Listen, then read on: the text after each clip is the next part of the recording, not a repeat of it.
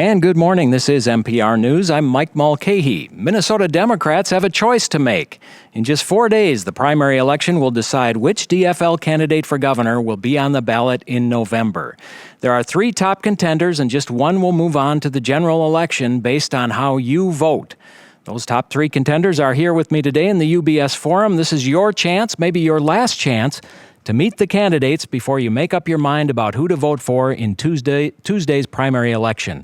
So I'm very pleased to welcome today State Representative Erin Murphy. She's the DFL endorsed candidate. Minnesota Attorney General Lori Swanson, who's the most recent candidate to enter the race, and Congressman Tim Walz from Minnesota's 1st District. Thank you all for being here. I really do appreciate it. Thank you. Thank you, Mike. Good morning, Mike. As for the rules, there basically aren't any rules. We just want everybody to have a fair chance to talk. We'll forego the opening statements, but I'll give you time for a closing statement at the end. We won't take any phone calls today. I did ask listeners before the broadcast to send along some questions, and many people did, so I'll work some of those in as we go along. So let me start with a question for you, Lori Swanson, Attorney General. That online site, The Intercept, has been running a couple of articles this week about you using staff in your office to do political work and basically rewarding those who did work with higher pay and promotions. A former employee of yours, DeAndre Norman, told The Intercept he recruited office employees on your behalf to do political work. Why shouldn't those allegations be taken seriously? Well, first of all, The Intercept is a widely discredited blog owned by a billionaire who is an investment partner with another billionaire who happens to own and control a couple of large multinational corporations that I've taken down as Attorney General. One is called Accretive Health, which embedded debt collectors into hospital emergency rooms and shook down people at the worst time of their life.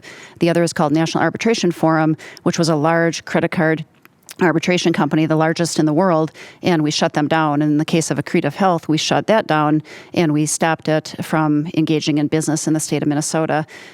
Those were very tough cases. I cost that billionaire hundreds of millions of dollars through the work of the office. And when you do something like that, you get a target on your back. And here we are 5 days before a primary election, and we're seeing some anonymous stories come out, other stories come out. The truth of the matter is people who participate in the political process in the Attorney General's office, whether for me or any other candidate, do so on their own time, not on the clock of the government. And anybody who gets raises or promotions in the office gets them based solely on merit and based upon their work responsibilities, period. Let me ask the other candidates, have you ever required your staff to do political work? Representative Murphy, start with you. Well, thanks for the great question. And no, I haven't. And when you work in the House of Representatives, when you serve there, you don't have a lot of staff in the first place. So no, that's not an issue for me. And I will tell you that this is an issue that Minnesotans will consider as we head into these last days of the election, and it's important. But what I really hear from people is how frustrated they are with this kind of politics, the politics of yesterday. And we got into this race 20 months ago. I did on purpose because I wanted to make sure I was building a campaign and putting Minnesotans in the center of it, the issues that they're worried about, the issues that matter to them, and to build a campaign and a coalition that can actually confront the tough issues that we face in the state of Minnesota. And that's what I'm going to do when I'm elected. Congressman Walz. Yeah, absolutely not. And concerning, but I think for me, it's always in many of these cases the response to this. I'd like to point out the Star Tribune is covering this story, as is the station we're on right now. So we're in a very dangerous spot, I believe, in our country where anything being reported is dismissed as fake news, and we need to find that out. But I would agree with Erin on this. Erin and I have been out on this trail for a long time. We've been talking to a lot of people working hard. That gives an opportunity. This is a job interview to the people of Minnesota, to let them see what their leadership looks like and let them to ask questions over many, many months. Let them see who you are. So I'm proud to hear Minnesotans again reject this notion of a small petty politics, reject the notion of that we shouldn't be out talking healthcare, education, and I think that's the leadership they expect from their next governor. And Lori Swanson, I'll give you a final word if you want to say anything else here. Well, I think it is important we talk about the important issues, facing this election. One of the things I hear about on the campaign trail more than anything is people are so tired of the partisan politics and the gridlock. It gets in the way of progress. And when you see kind of the constant bickering and endless gridlock, it means people aren't talking about getting their families good jobs, good health care, good education. And I think that's what the public wants us to be talking about is how are we going to improve their lives? How are we going to lead in a way that makes a difference so that as a senior citizen, you can retire with dignity. As a parent, you can get your kid a good and affordable education. As a worker, you can have a job that actually supports your family. Those are the important issues facing the state of Minnesota. All right, well, let me ask another question then. Mark Dayton, a Democrat, is leaving the governor's office after 8 years.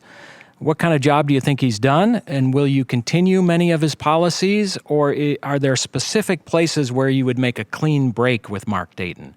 And Congressman Walz, let's start with you on that. Yeah, I believe Governor Dayton's done a fine job for Minnesota. He came in a fiscal mess. He spoke honestly to Minnesotans about what it would take to clean that up. He budgeted accordingly. He made investments in things that are important and critical to Minnesotans, like early childhood education. But I think one of the things is that leadership styles look very different. And I have made the case to Minnesotans, and they've seen my style over the last 12 years serving them in southern Minnesota, that this is a time that we need to build new coalitions. This is a time that we need consensus building. This is the time that we need to move initiatives forward. If they're clean water initiatives that we all care about, we have to build that forward. So I think Governor Dayton has laid down markers for the next governor, but I think it's going to be critically important that a leadership style that is able to bring Minnesota around a common vision, one Minnesota will continue to move what Minnesotans are asking for: good education, quality health care. Don't make us make false choices between economic activities and the environment, because we can do that. And as governor, I believe I have the skills to do that. Lori Swanson, what do you think of Governor Dayton's legacy, and would you break from it anyway? Well, yeah, I give Governor Dayton high marks in education. He said at the beginning of his term he wanted to increase education each year that he was governor. I believe he did that. I give him high marks in investing in our kids. I inherited from my grandma a 1949 edition of National Geographic magazine, and it talks about Minnesota, and in there it says that the best asset of Minnesota is found between the ears of our children, and I believe that too, and I give him high marks there. And I'll also give him high marks on the integrity with which he handled the budget, making sure that it's honest, that it's transparent, that we ended some of the shifts, and he's been very transparent about that. In terms of my own style, I'm somebody who gets results, who focuses on the people's business. I'm somebody who gets things done. What I want to do, even before I take office, is sit down with all 201 legislators, Republicans and Democrats, and break bread with them, get to know them, their families, what are their hopes, their dreams. The people who run for public office are not bad people. Nobody runs for office saying I'm going to be a jerk or I'm going to have more gridlock. Yet we see it in St. Paul, we see it in Washington, where there is a lot of gridlock. And when you have that, it means stuff's not happening for the public. So as Attorney General, what my track record has been is focusing on problem solving, taking big problems like a multi-million-dollar pollution issue in the East Metropolitan area, getting the biggest settlement in Minnesota history and cleaning up the drinking water. And I'm going to take the same kind of hands-on approach as governor. Erin Murphy. So I think Governor Dayton has demonstrated over 8 years his real devotion to the people of Minnesota.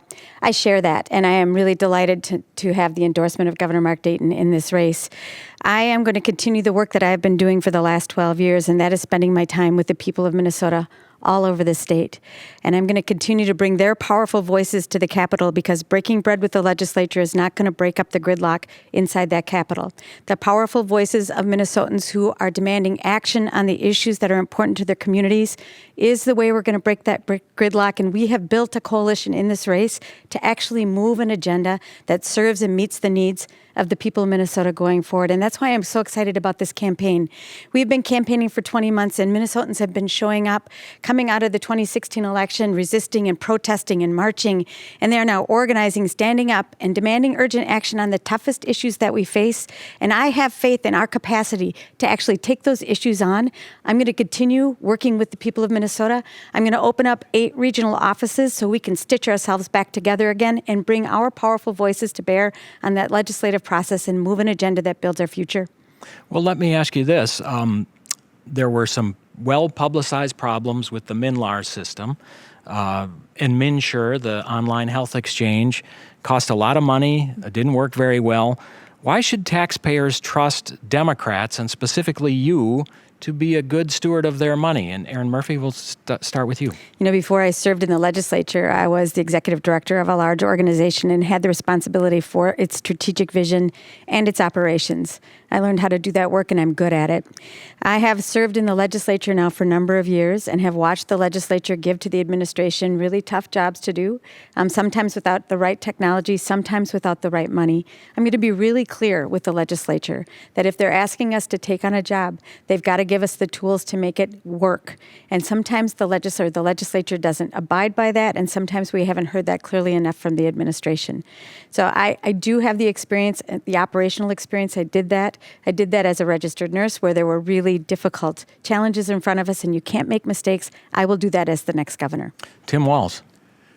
Minnesotans have every right to be frustrated when the services that the government is responsible for providing, when those don't happen, we need to make sure that there's corrections made. That's all about leadership. And my case that especially on these legacy systems, the MNLARS system could just be a precursor for others. As we start shifting off of legacy technology systems, this becomes very, very difficult challenge. And it's the reason that it's an issue that I spoke about for 12 years in Congress, and we're finally on the road to correcting it. This idea of making sure that the Department of Defense and the VA were coordinating with one electronic health record and being able to put in place the safeguards with the leadership we've shown, something that hasn't happened in Congress in decades.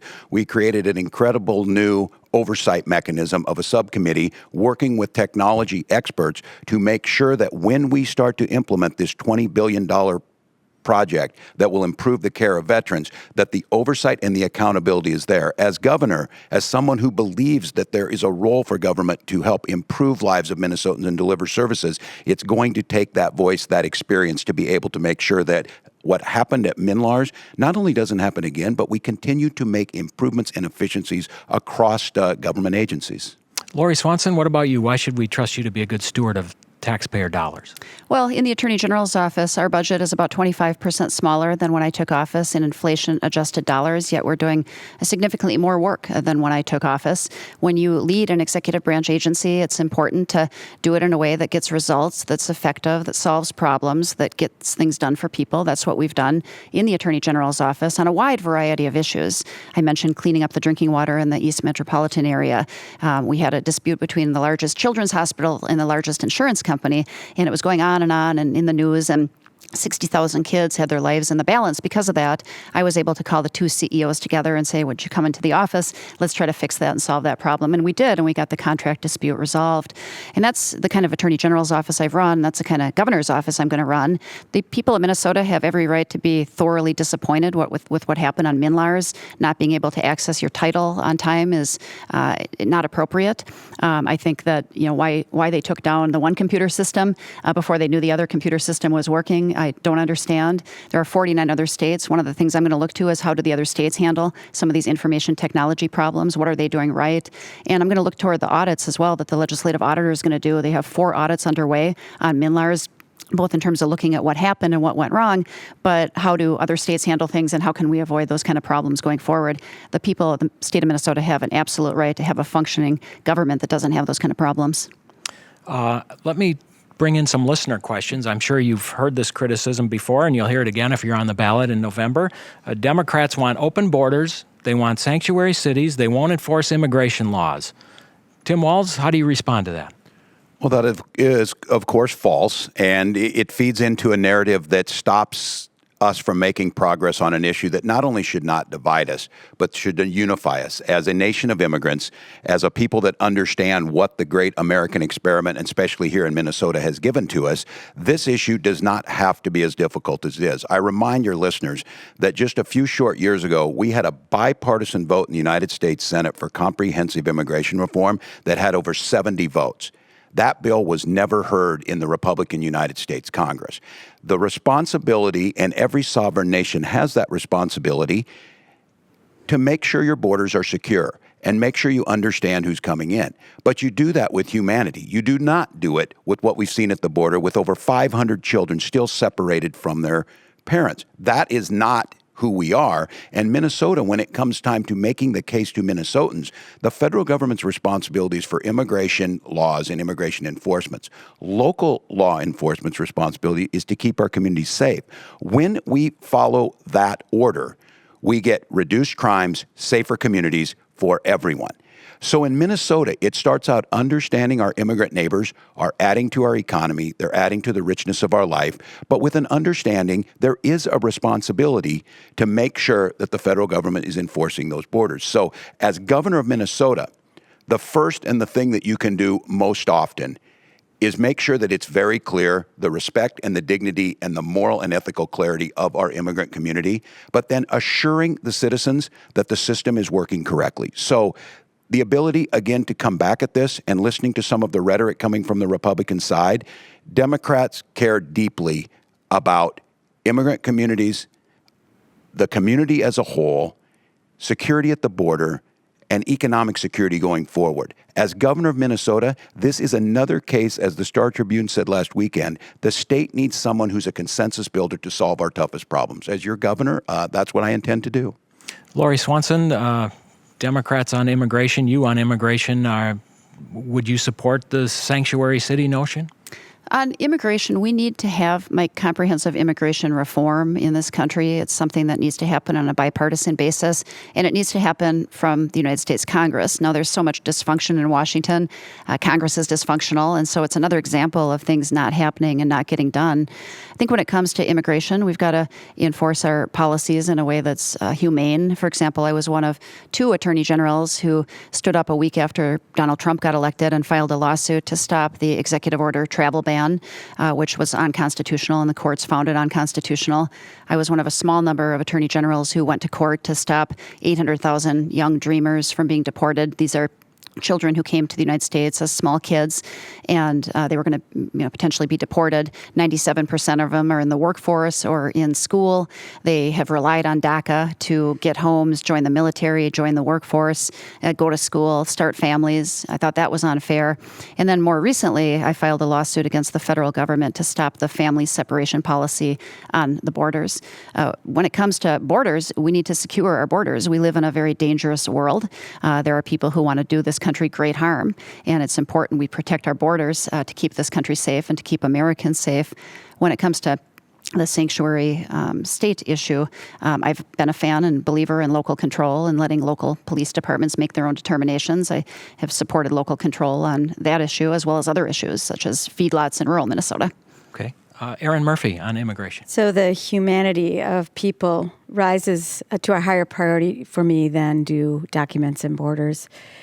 We can make sure that Minnesotans who are living here and working here, who have come from different parts of the world, are full participants in our economy and in our workforce. And frankly, when I think about the demographic changes of the state of Minnesota and workforce shortages across the state, we have a real economic interest in this. And unfortunately, the Congress can't get off the dime on this issue of immigration. And so we have people in Minnesota who are working all across the state. I was just in the southwestern part of the state, in Worthington, in Laverne, in Marshall. We have people who have come from different parts of the world that are fully participating, integrated into our communities. And as the governor, it's my job to look out for all of our interests. So I am not interested in extending law enforcement's reach, the part that I have control of, to ICE. I don't think that's right. And we're seeing Minnesotans being harassed and chased by ICE officers. I don't want our law enforcement to be a part of that. I'm not interested in building a federal detention center. And instead, I am interested here in standing up forthrightly for the people of Minnesota, for our future, for our economic interests. And know this, I'm not going to take a safe political vote on the issue of refugees, on the issue of immigrants.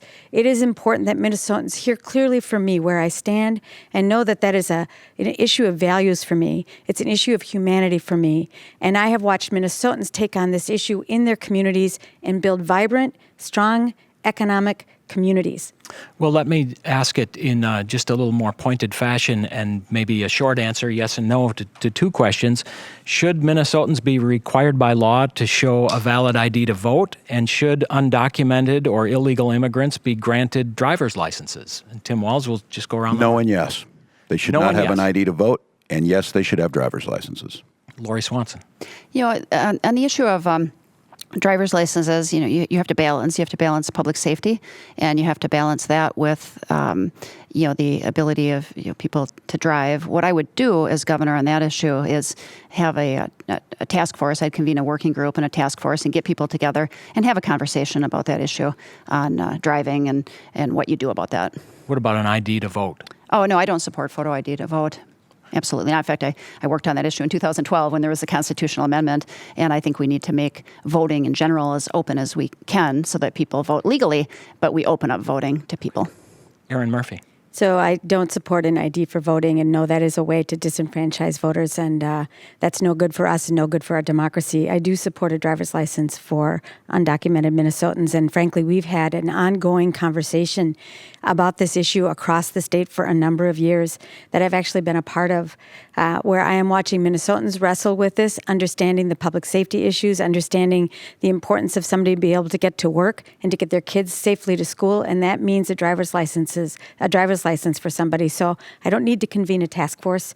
We've been having this discussion in the state of Minnesota for many years, and I'm ready to act.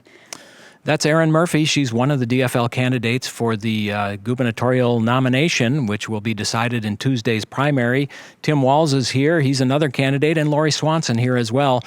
We are live in the UBS Forum today talking about a lot of questions that listeners have submitted, and I have a few more here. It's conceivable that the U.S. Supreme Court in the next few years will give states more power to regulate abortion. Would you sign or allow any bills to become law that would put new restrictions on abortion? And Lori Swanson, let's start with you. I'm pro-choice. I've always been pro-choice. I believe these issues are between a woman and a physician, and no, I don't support changes to the law. Erin Murphy. So I would not support any changes to the law, and will protect a woman's right to choose and to reproductive health care. I remember when I first went to work for the Minnesota Nurses Association, and there was a nurse that I had met. She lives in Benton County. She's still alive, and she made it her practice to sit down with other younger nurses to talk about the experience of women before Roe versus Wade, because she wanted to make sure that we understand the real consequences if this law were to change. I have been a strong advocate for women, for women's reproductive freedom, for their economic security that comes with access to contraception. I've been the author of the Contraception Equity Act. I've been standing with women and families on this issue long before I was elected, and I will be a strong proponent and advocate for our health care as I become the governor of the state. Tim Walz. No, I would not sign anything restricting a woman's right to make decisions about her life and her health care choices. I trust women to make this decision, and I also think it's important that the next governor, and I'll do this as your governor, we continue to expand access to preventative care, to reproductive services. It's something that I did in the veterans, in the VA, when they were trying to restrict our soldiers, the very warriors who go to protect our freedoms, and trying to restrict our female warriors from having the opportunity to make choices about their health care. We were able to push back some of those and change and expand the opportunities. So in Minnesota, this is a state that we understand that as we get good preventative care, good family planning services, we let people make their choices about their own health care, we all do better for the results of that. So absolutely not, but more importantly, vocal opponent of allowing anything like that to even start to permeate our discussion, because the expansion of those services is the direction we should be going. A listener question on the other end of life, I guess. Would you propose any policies related to end-of-life care, including right to die or what are called assisted suicide provisions? Erin Murphy, start with you. So having worked in the care of people at the end of their life, I understand how much families and individuals want some say in those important decisions at that point at the end of somebody's life. And I know there's a coalition that has come together in the state of Minnesota to advance this idea. And as I have talked with them, I've let them know that we need to have a very robust discussion across the state of Minnesota, because I have watched over and over again when Minnesotans are either pushed away from this idea or driven to fear. And that will really hurt the health care of people who are aging or people who are struggling with cancer, the health care at the end of their life. I'm a supporter of palliative care, of hospice care. We need to expand that. And if the legislature takes up this issue and they litigate it properly, and there has been a full debate across the state of Minnesota, it is something I would consider signing. Tim Walz? Well, this issue is very personal for me, and I think for so many Minnesotans. When I was a a young man, a teenager. My little brother was 8. My brothers and sisters and I, along with my mother, sat in a hospital room in O'Neill, Nebraska, and watched as my father, dying of lung cancer, was on life support and no counseling and no one to talk to us. And as a young man, the decision to make is you're hopeful that something would happen. That decision to continue that care cost my mother another decade of needing to go back to work to pay the bills that came with that. And this issue is very personal. The quality of life and, as Erin said, palliative and hospice care, of putting people in their homes, this issue of end-of-life directives needs to be a conversation that we can have in this nation openly, that doesn't need to be politicized. It doesn't go to the heart of just dollars and cents. It goes to the heart of the dignity and the security of each and every one of those families. So I certainly would be and will be open to working with folks as we move to what I consider to be just a more humane and more person-centered focus of how we deal with end-of-life care. Lori Swanson. Yeah, I think these are important issues to have a conversation about. You know, we've all had family members who have gone through that type of situation, and there's no greater pain to a family than watching a loved one suffer and die from these health problems. We need to do a lot more in these kind of areas, just making it easier for people to engage in estate planning, to have, as we have an aging population, we have 10,000 baby boomers every day retiring in this country, and helping people, plan for long-term care as people are living longer, and making it easier and more consumer friendly for people to plan their health care. We also need to make sure we're actually taking care of patients in state institutions.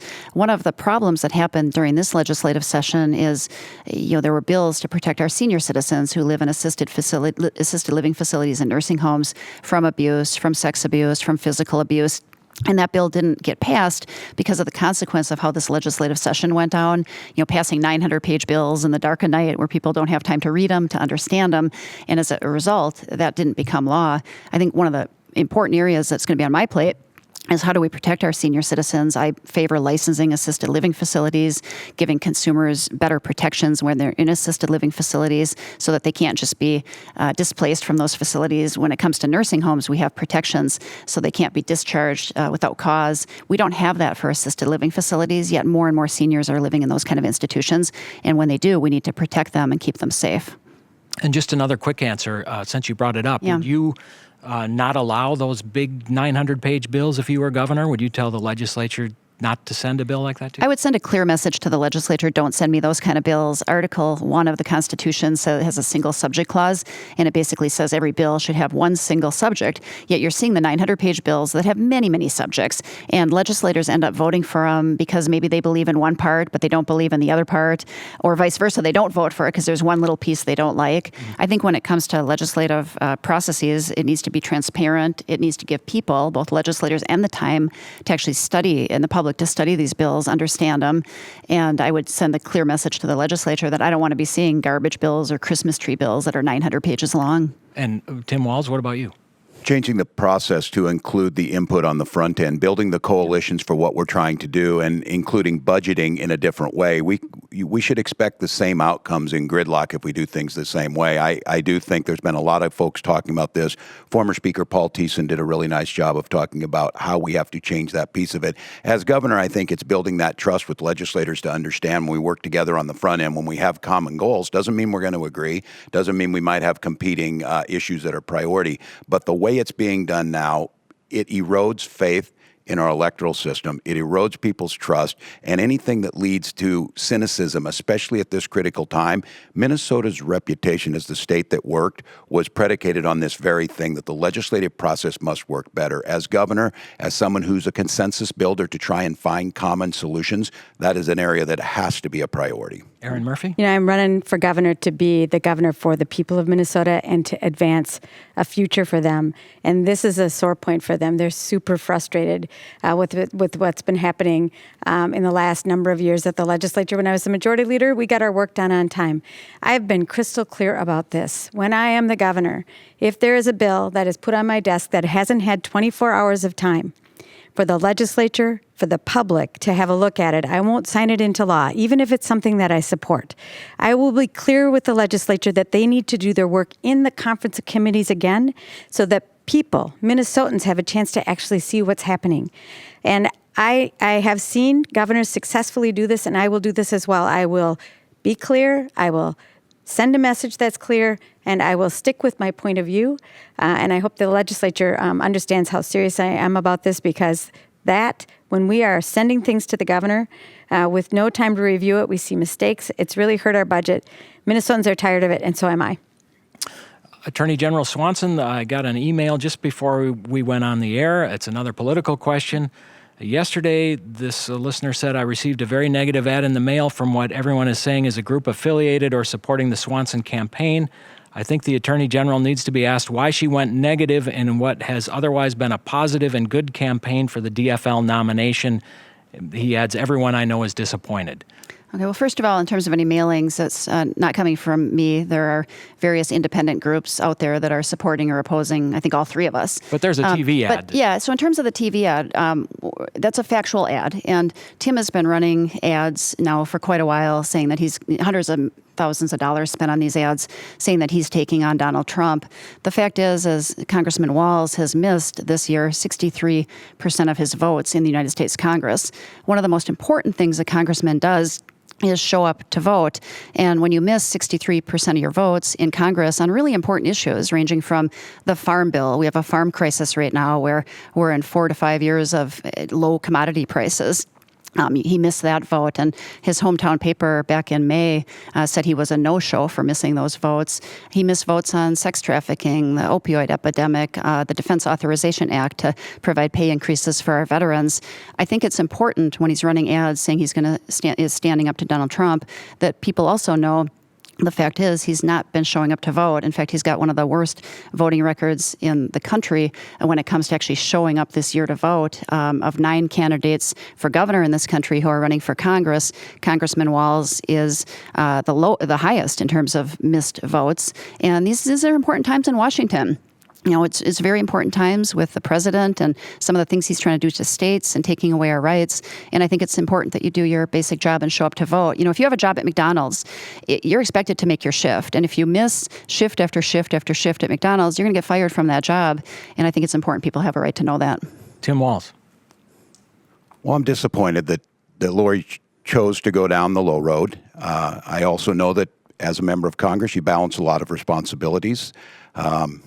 Between the voting piece of it, between being back when we have floods in southern Minnesota, and quite honestly, being back with family. I think the important thing to note here is, first of all, as far as Farm Bill goes, I am on the Farm Bill Conference Committee, one of 3 Midwesterners, when the work will be done that will actually lead to it as we work on the issues. But more importantly, what I know is being across Minnesota to run for governor, is being out and listening to their hopes and dreams, talking about what I can do as a public school educator to improve education in this state or healthcare. And they're very clear about this, that there's several things that they want to see out of our politics, and I'm proud of my campaign that I have stayed entirely positive, focusing on my issues. The one thing that they don't need is, and again, being very clear about it, name calling out of our politics. We get plenty of that out of the White House right now. So here in Minnesota, the people of southern Minnesota have continuously sent me to Congress. They know that I deliver. They know that last week I was out with mayors as we've crafted together out of 21 county tour, 5 town halls, dozens of group meetings, and hundreds of small group meetings to put a piece of legislation in that is being praised by those same editorial boards across this state as the way to change government. In a broken system in D.C., the ability to be able to bridge that gap to bring it back to Minnesota, and the reason that I believe all of the important fights are going to be done from the state level. As your governor, this is the capacity for us to break away from what's there, to break away from the gridlock, to make improvements in education, in healthcare, in transportation. And I think the voters of southern Minnesota, it's obvious the reason when these things happen is my One Minnesota campaign that has been joined by literally hundreds of thousands of Minnesotans has gained traction. So this is the direction you go. But I'm certainly proud of the work I've done. We'll continue to do it as your governor. Erin Murphy, you want to weigh in on this, or just sit back and watch? I don't want to get in between that, for sure. But I will say this. 20 months ago, I made the decision to run for governor, and I did because I believed it was time to put us back in our politics again, to put Minnesotans back in the driver's seat around the issues that matter to them, and to really build a strong coalition of people who are ready to take on the status quo inside the Capitol so we can build a future together. And they're really tired of this kind of politics that we're listening to from the Attorney General and the Congressman. I'm not going to be that kind of a politician. I have seen across the state in these 20 months, Minnesotans, young people, women, people of color, rural progressives standing up because they're ready to join. They're ready to join together with me to build a future for the people of Minnesota. And I know that when we stand up for our values and we fight, we win. And that is how we're going to make progress together. It is time for us to engage again in a kind of politics of purpose. Sometimes we say the politics of joy. It does not have to be this negative all the time. And in fact, Minnesotans are rejecting that. They want to join a campaign that is talking about our shared future, our shared values. Our campaign is offering that. And that's why we're in such a strong position as we head into this primary. And that's how we're going to win the general election. Your campaign, though, did make an issue out of the ratings from the NRA that your opponents have had in the past. You were the majority leader in the House of Representatives when the DFL had control of the legislature and the governor's office, and no gun control laws passed. Is that the politics of the future, or is that old-fashioned politics? So I want to make sure that Minnesota is a place where no child has to go back to school and practice a lockdown drill. And I don't know if you heard the story of a preschool teacher teaching the children in her preschool class through a song how to participate in a lockdown drill. That is going to permeate their experience for the rest of their lives. That should not be Minnesota.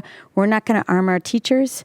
And I don't want parents to be worried about their kids coming to school. I've always gotten an F from the NRA. That's right. And I think this is an important issue in this race because Congressman Walz and Attorney General Swanson have both gotten A's and A pluses. They've been doing the homework. They've been doing the extra credit. And when I was the majority leader and I watched our caucus go from a place of saying we can make progress on these issues to a fractured caucus because of the reach of the NRA, the reach of the gun lobby, I know that the congressman and the attorney general were standing with the NRA at the very time that that was happening.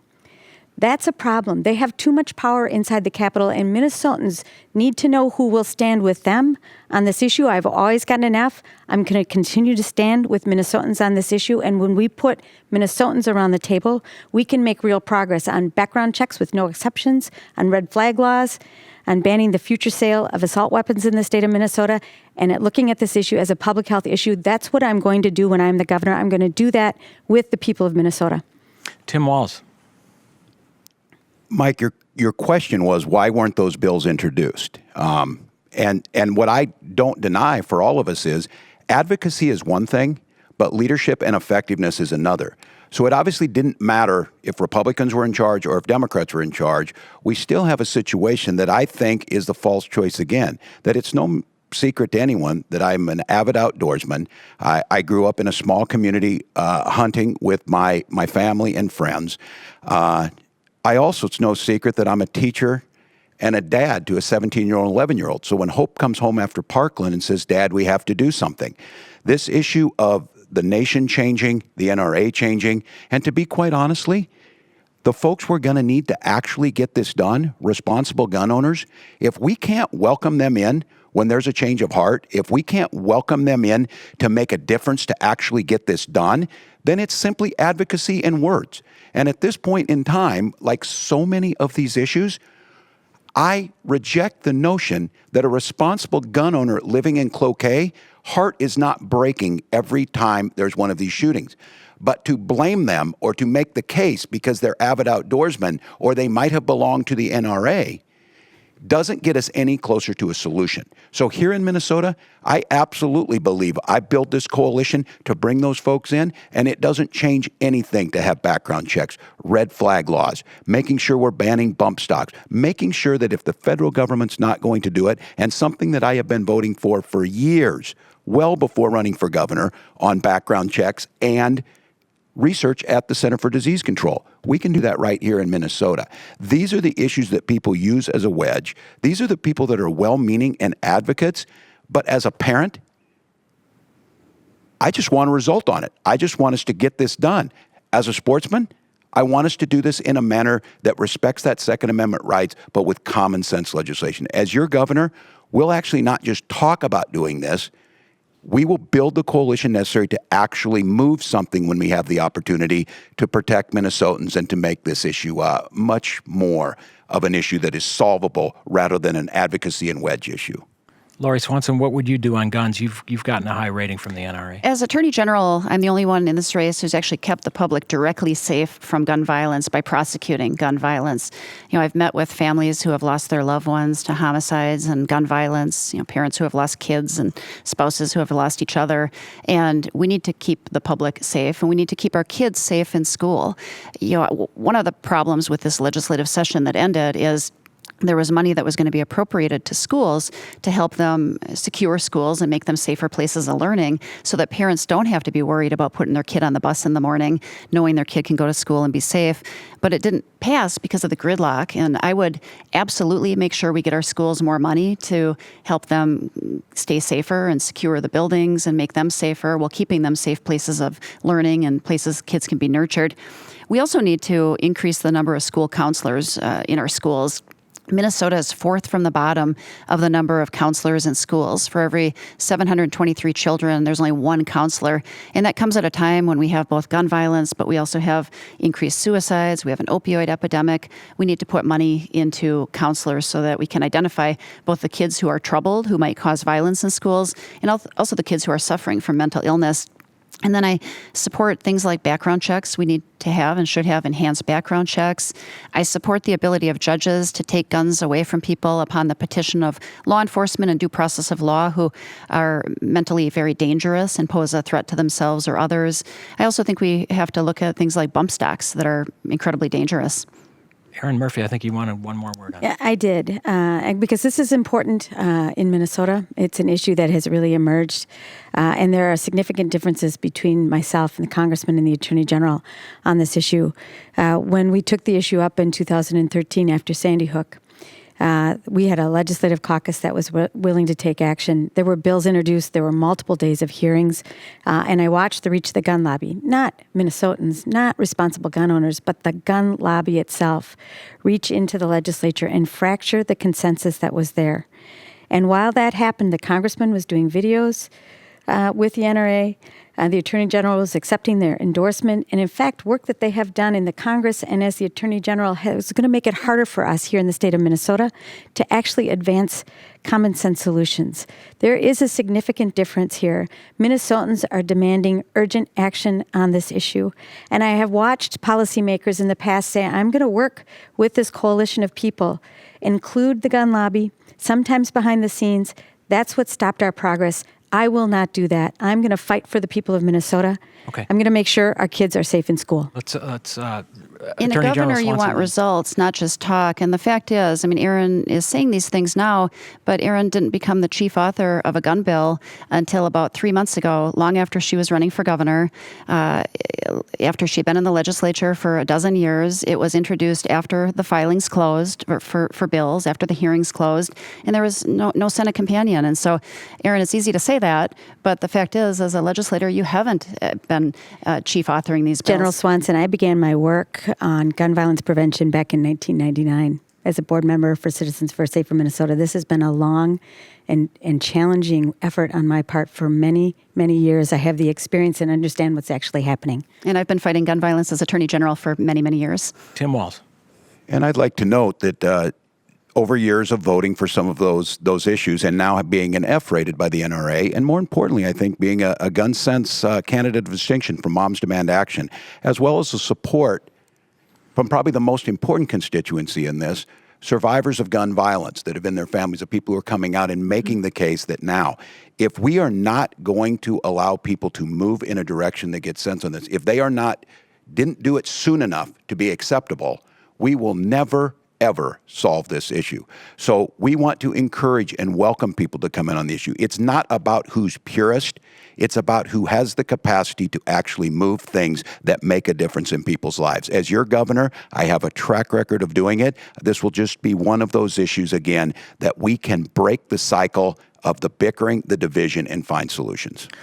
I had a lot of questions from listeners about copper nickel mining, and many of them, I think, boil down to this. If state and federal environmental regulators approve permits for copper and nickel precious metal mining, would you or could you prevent it from happening? And Attorney General Swanson, start with you. We have laws in place at both the federal and the state level that provide for a very rigorous environmental review process before there can be any mining. Those are the rules we have. It can take many years in the making, many layers of review. And I think what we have done as Minnesotans is we allow mining in a way that's also safe for the environment. You know, the people who live on the Iron Range want to have clean drinking water for their kids and their families. And that's been the track record in Minnesota, is to mine in a way that's responsible and keeps the water safe and clean. And that's our track record in Minnesotans. And I think we can do both. I don't think it has to be an either or proposition where you have mining or you have clean water. We have to do both. And what I would do as governor is appoint commissioners who would lead executive branch agencies who would engage in a rigorous, fair, independent process and follow the science and listen to the science. Erin Murphy. So I want to make sure the listeners know that I will protect the crown jewel of the Boundary Waters. It is critically important to Minnesota and to our future. I've been supported now by the Friends of the Boundary Waters, by Sierra Club, by Minnesota Climate 350 for my strong environmental record. It is important that we protect our strategic asset of water, and as the governor, it's my job to follow the law and to enforce the law. And there is one thing that I hear over and over from people who are concerned about our water, and I think we have to be honest with one another, that there are many things that we do in the state of Minnesota that threaten our water, whether it is potential copper nickel mining, the development of communities like Hugo and what it did to White Bear Lake, the salting that we do to our highways and freeways, and to agriculture in some cases, can be very hard on our water. My job is to protect our water, to protect our future. And the thing that frustrates people is when they see people in power, people who are in elected office, circumventing the law and stripping the opportunity of Minnesotans to fully participate in this. I won't do that. I'm going to follow the law. I'm going to enforce the law and enforce it fairly. And when I'm the governor, we're going to invest more in research at the University of Minnesota, at the Natural Resources and Research Institute, to make sure that we are finding better solutions to protect our strategic asset of water. It's no good for us. Would you stop the Twin Metals project, though? I'm going to follow the law and the permitting process. It is in federal land. This is a state and federal issue. It's important that we follow the law, and I'm going to do that. But I'm going to protect that precious gem of the Boundary Waters. Congressman Walz. On your question on Twin Metals, I actually voted on that to leave that in to make sure we do the environmental reviews, that the science must be followed. But it's important to recognize several factors that don't have to be competing factors. Our miners, and whether it be our miners, our farmers, our loggers, we built this country. Whether it's taconite, are now taking a look at if it's copper and the precious metals to move towards a clean energy economy. There's 5.5 tons of copper in every megawatt of solar panels. There's 200 pounds in every Tesla. So to try and make sure that we as this nation look at, is this a possible way? Are all safety procedures, all environmental reviews, all permitting, and I think incredibly importantly, doing something that hasn't been done before, liability, making sure that that's in place. But that's a false choice against the Boundary Waters. And I think what's interesting here as we get this, I have the endorsements of the construction trades, like the steel workers who work in those mines. I was up there earlier this week at a shift change at 4:30 at Mintac, watching folks come in, wanting to do a living, wanting to do for their family.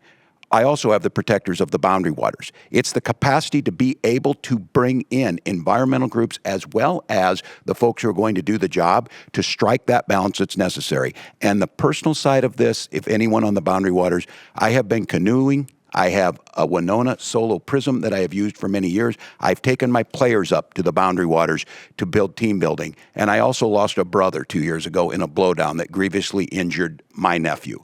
This place is sacred to me. It's sacred to Minnesotans. As your governor, I will do nothing that puts at risk that sacred place, but I will continue to praise, to build, and to make sure that if we have the solutions to build the clean energy economy, we have the solution to create jobs, I will stand there and make it happen.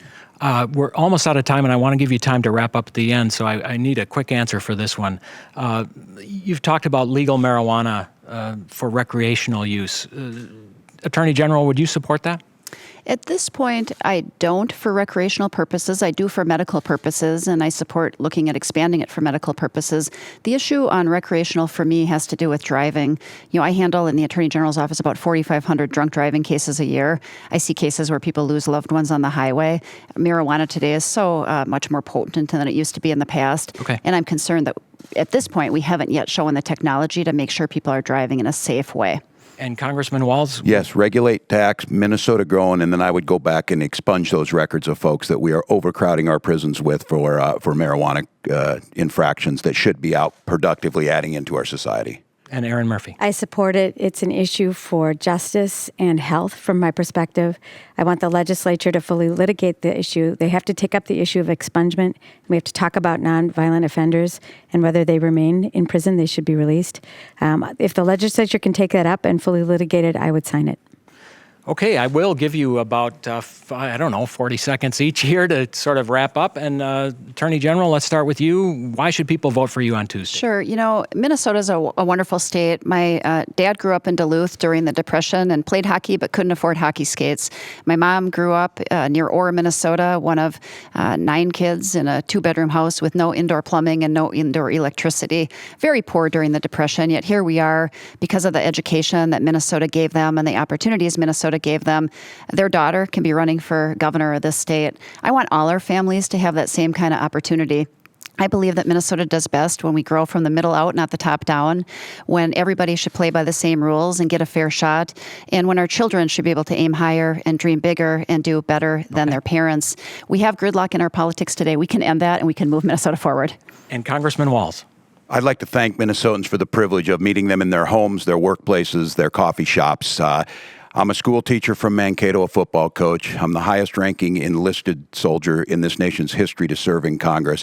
And I'm also an eternal optimist about this state. The hopes and dreams of Minnesotans, the belief that our politics can be predicated on a good that we all come together. The idea that our neighbors may see things a little differently, but they share those core values. The idea that we can have a governor of Minnesota as a public school teacher stand up and say, those public school teachers who come every day to work deserve the best for our students. I ask everybody, I hope I can earn your vote this Tuesday.